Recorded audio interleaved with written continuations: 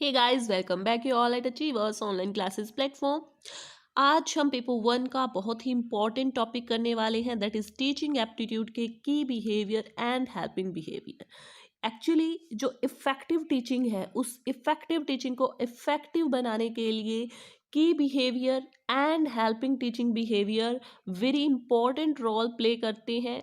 With tricks के साथ में हम इसे आज करने वाले हैं, बिकॉज ये बहुत ही इम्पॉर्टेंट कॉन्सेप्ट है। 2020 और 21 में जितने भी शिफ्ट्स में एग्ज़ाम हुए एनटीए के पेपर 1 के, यहाँ से क्वेश्चंस पुटअप किए गए थे मल्टीपल टाइम्स। सो ये टॉपिक बहुत इम्पॉर्टेंट हो जाता है। और अगर आप फुल कोर्स अवेल करना चाहते हैं, आप तैयारी कर रहे हैं यूजीसी नेट पेपर 1 की, तो आप अचीवर्स एकेडमी ऑनलाइन ऐप को डाउनलोड कर सकते हैं। वहाँ आपको फुल कोर्स हमारा मिल जाएगा। So let's get started without wasting any time. ये जो टॉपिक है ये इफ़ेक्टिव टीचिंग का है, और इफ़ेक्टिव टीचिंग से भी इनडायरेक्ट नेचर के क्वेश्चन पूछे जाते हैं। फर्स्ट ऑफ ऑल एक पर्सन थे जिनका नाम था गैरी डी बॉरिच। उन्होंने ये कॉन्सेप्ट दी थी कि बिहेवियर और इफ़ेक्टिव बिहेवियर की। क्या नाम था भाई उस पर्सन का? उन पर्सन का नाम था गैरी डी बॉरिच करके। क्या नाम था? गैरी डी बॉरिच करके उन पर्सन का नाम था। और ये बहुत ही इंपॉर्टेंट कॉन्सेप्ट है। As you can see on the screen, 5 आपको की बिहेवियर जो कि मुख्य व्यवहार मिलेंगे किसके भाई? टीचिंग के, प्रभावशाली शिक्षण के। और 5 आपको हेल्पिंग बिहेवियर मिलेंगे, सहायक व्यवहार। मीन्स एक टीचर टीचिंग को इफेक्टिव बनाने के लिए 2 टाइप्स के जो बिहेवियर है, रोल है, वो प्ले करता है। एक जो बहुत इम्पॉर्टेंट है जिसे कि हम की बिहेवियर या मुख्य व्यवहार बोलते हैं, और जो दूसरा है वो है हेल्पिंग, जो सहायता करता है। ठीक है, कहने का मतलब यहाँ पर क्या है कि की बिहेवियर में 5 है और आपको हेल्पिंग बिहेवियर में 5 है। एग्जाम में ये क्वेश्चन किस टाइप से आता है? एग्जाम में आपसे पूछा जाता है 5 से 6 स्टेटमेंट देकर, आपको ऐसे 5 से 6 स्टेटमेंट दे दी जाएंगी इन्हीं में से ही, और इन स्टेटमेंट में की प्लस हेल्पिंग बिहेवियर की जो स्टेटमेंट है वो मिक्स होगी। आपको फाइंड आउट करना होगा की बिहेवियर की, और आपको फाइंड आउट करना होगा हेल्पिंग की। तो आपको फिर नीचे ग्रुप ऑफ ऑप्शन दिए जाएंगे और आपको उसमें से एक को फाइंड आउट करना है जो कि करेक्ट आंसर हो। इसके लिए बहुत ज़रूरी है कि ये पांचों ही आपको याद हों कि कौन से की में आते हैं और कौन से 5 एलिमेंट्स हैं जो हेल्पिंग बिहेवियर में आते हैं।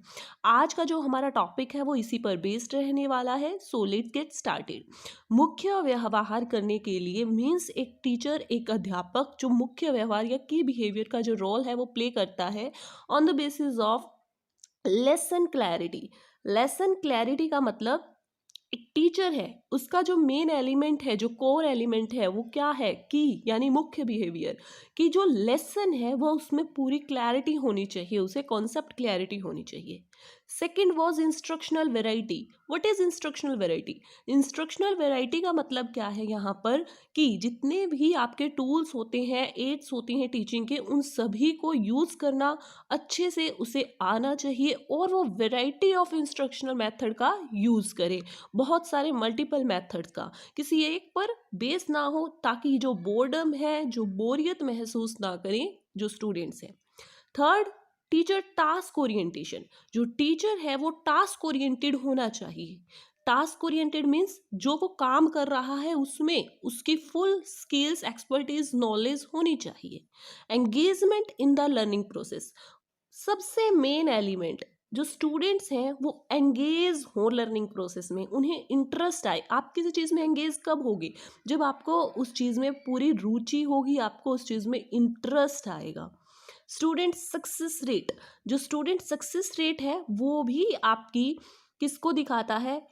टीचर के की बिहेवियर का ही एक मेन एलिमेंट है, बिकॉज वो एक टीचर की एफिशिएंसी को शो करता है। फॉर एग्जाम्पल, जैसे कि आपको पता है कि एस्टेट के बैच में अचीवर्स एकेडमी के इतने निकले हैं बच्चे जिन्होंने क्लियर किया है।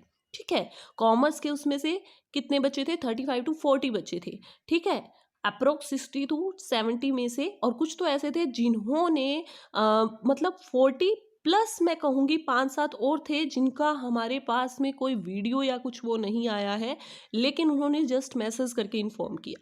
ठीक है, और उनमें से कुछ ऐसे थे जिन्होंने सिर्फ 8 डेज पहले ही कोर्स परचेज किया था। यहाँ पर मैं कोई एडवर्टाइजमेंट नहीं कर रही, लेकिन मैं ये बता रही हूँ कि एक टीचर है, उसके एफिशिएंसी, उसका एक मेन एलिमेंट होता है स्टूडेंट सक्सेस रेट भी। स्टूडेंट सक्सेस रेट भी होनी चाहिए। क्यों आप जुड़ोगे किसी कोर्स के साथ? जब आपको उसमें कुछ बेनिफिट लगेगा, ठीक है। सो इन पांचों एलिमेंट्स में से दोबारा से देख लीजिए। फर्स्ट इज लेसन क्लैरिटी, जो कि आपको पता है कि की है, मेन है, होना ही होना चाहिए। Second is instructional variety of instructions method का यूज करे एक टीचर। टीचर टास्क ओरिएंटेड होना चाहिए, जो टीचर है वो टास्क ओरिएंटेड हो, एंगेज करे स्टूडेंट को लर्निंग प्रोसेस में, उन्हें इंटरेस्ट आए, बोरियत से ना सुने वो। स्टूडेंट सक्सेस रेट होना चाहिए। आप कुछ भी नहीं करना, एब्रीविएशन बनाते हैं। इनका जो फर्स्ट लेटर है ना, फर्स्ट जो लेटर है सभी का, सभी एलिमेंट्स का, इसको पुटअप कर लिया हमने, और हमारा जो कोड है वो बन गया बच्चे लीड्स। अब आपको एग्जाम में कभी भी दिक्कत नहीं आएगी, सिर्फ इस एक कोड से आप लीड्स LITES से याद रखोगे कि ये सभी की बिहेवियर है। आपको जस्ट उसमें एक कॉन्सेप्ट याद रखनी है, lesson clarity, instruction variety, teacher task oriented, engagement और स्टूडेंट सक्सेस रेट, और कुछ भी नहीं करना। ऐसे ही सिंपल ट्रिक्स के साथ में जो चीज़ आपको याद भी रहे और समझ में भी आए, हमें रट्टा नहीं लगाना, कॉन्सेप्ट पे वर्क करना है, ठीक है। तो इस चीज़ के लिए आपको समझ भी बनानी है और याद भी होनी चाहिए। क्लियर हो गई बात। और इसके साथ मैं एक चीज़ और भी बता दूं, बहुत सारे बच्चों की क्वेरी थी कि मैम हिंदी मीडियम, तो आपको देखिए कंटेंट मिलेगा, आपको नोट्स मिल जाएंगे हिंदी मीडियम में फुल पेपर 1 के, लेकिन जो स्लाइड्स रहेंगी बच्चा वो इंग्लिश में ही रहेंगी। और जो एक्सप्लेनेशन है, जो मैं आपको समझा रही हूँ, आई होप कोई भी ऐसा सिंगल बच्चा आज तक नहीं जिसने भी ये कहा कि मैम समझ में नहीं आया, क्योंकि हम क्या कर रहे हैं, बायलिंगुअल पढ़ रहे हैं, ठीक है। आई होप आपको भी ये लेक्चर पूरा इजीली आप अंडरस्टूड कर पा रहे होंगे। हिंदी इंग्लिश मिक्स हमारा मेथड रहेगा, जो व्याख्या, जो एक्सप्लेनेशन रहेगी वो हिंदी एंड इंग्लिश मिक्स रहेगी, लेकिन स्लाइड्स इंग्लिश में, और आपको नोट्स और मटेरियल जो है वो हिंदी में मिल जाएगा। क्लियर हो गई बात? ओके। लेकिन एक बात मैं आपको बोलती हूँ, हिंदी इंग्लिश सिर्फ एक आपके जो है ट्रॉमा है मेंटल, उसका एक पार्ट है, कि आपके एक सिर्फ थिंकिंग का पार्ट है। आप जिस चीज़ को इजीली समझ सकते हो, कॉग्निटिव एबिलिटी है अगर आप में, आपको सभी की बिहेवियर पता चल गई, अब इसे हिंदी में क्या करोगे जानकर, क्योंकि हमें तो सिर्फ कॉन्सेप्ट पर वर्क करना है। क्लियर हो गई बात?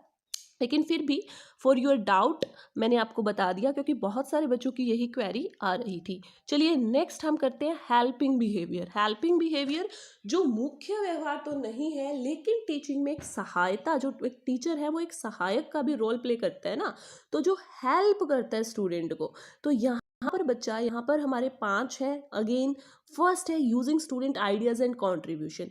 अगर मैं आपके आइडियाज, आपके कंट्रीब्यूशन, आपकी बात को रख रही हूँ, तो क्या आपको इंटरेस्ट लेंगे या नहीं लेंगे? ज़रूर लेंगे, है ना।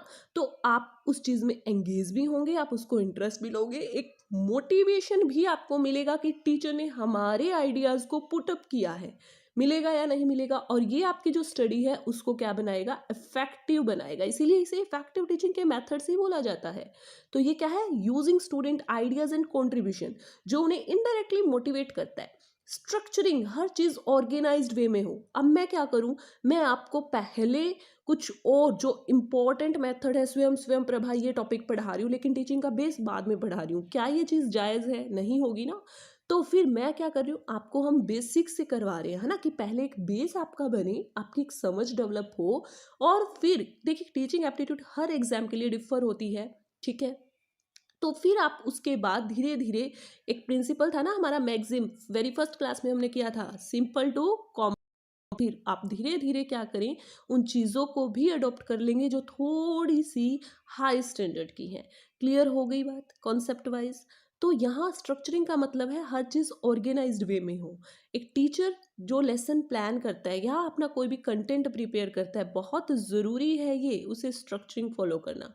क्वेश्चनिंग, बच्चे क्वेश्चन क्वेश्चन कब करोगे आप? कब आप नीचे बोलोगे कि हिंदी मीडियम, अगर आपको कुछ इंटरेस्ट होगा। अगर आपको इंटरेस्ट ही नहीं आ रहा, आप एंगेज ही नहीं कर पा रहे, तो आप क्वेश्चन, आपको समझ में ही नहीं आ रही, तो आप क्वेश्चन कब करोगे? नहीं करोगे। तो questioning is also a helping behaviour. Probing मैंने आपको बताया था, प्रॉबिंग होता है कि स्टूडेंट को सब कुछ आता है, उसे पता है, बट उसे हल्के से पुश की आवश्यकता है, एक उसे थोड़े से हिंट की आवश्यकता है, तो ये क्या होता है, प्रॉबिंग। टीचर अफेक्ट का मतलब क्या है, जो टीचर की वॉइस मॉड्यूलेशन है, जो गेस्चर है, जो आई कॉन्टेक्ट है। गेस्चर का मतलब क्या होता है, एक होता है पोस्चर, एक होता है गेस्चर्स। गेस्चर्स होते हैं हैंड और आपके जो मूवमेंट होते हैं ना, हैंड के मूवमेंट, और पोस्चर फुल बॉडी का जो मूवमेंट होता है, जो पोस्चर होता है। अब मैं किसी बच्चे की ओर देखकर, ऑफलाइन क्लास में आप पढ़ रहे हो, हम सब ने ये चीज़ ऑब्जर्व किया है, आई कांटेक्ट के साथ अगर एक टीचर पढ़ा रहा है और एक टीचर सिर्फ बुक्स में से बोला जा रहा है, तो क्या बच्चे उसमें इंटरेस्ट लेंगे, या जो आई कांटेक्ट के साथ पढ़ा रहा है? जो आई कांटेक्ट से साथ में पढ़ा रहा है, हर एक बच्चे के ऊपर उसको पता है कि इस बच्चे ने यहाँ पर अगर उसे कोई चीज़ समझ में नहीं आ रही तो वो तुरंत पूछता है, बेटा आपको समझ में नहीं आया, और फिर उसका रिप्लाई कर देता है। तो ये क्या है कि उसका आई कांटेक्ट सब बच्चों के साथ है, ये चीज़ तब हो पाएगी। वॉइस मॉड्यूलेशन क्या है, मैंने बोला हेल्पिंग बिहेवियर। आपको पता चल गया कि ये चीज़ बहुत इंपॉर्टेंट है। मीन्स जो आपकी पैरा लैंग्वेज जिसे हम बोलते हैं, पैरा लैंग्वेज क्या होती है, जिस चीज़ पर हम क्या करते हैं, जोर देते हैं, जो उतार चढ़ाव, पिच जो है, ठीक है, जो हमारी स्पीड है, ये सभी फैक्टर्स इसमें आ जाते हैं। वॉइस की जो मूवमेंट है, जो मॉड्यूलेशन है, वो आपको बता देती है कि ये चीज़ इंपॉर्टेंट है, ये चीज़ नहीं है। जिस पर दबाव देता है टीचर, वो चीज़ बहुत इंपॉर्टेंट होती है, और जो चीज़ थरोली पढ़ाई जाती है, इंपॉर्टेंट तो वो भी होती है, बट वो एक उसका सब्सटीट्यूट पार्ट होती है। क्लियर हो गई बात? तो बच्चा ये 5 जो है, ये जो 5 है, ये आपके हेल्पिंग बिहेवियर हैं। अगेन मैं आपको बताती हूँ।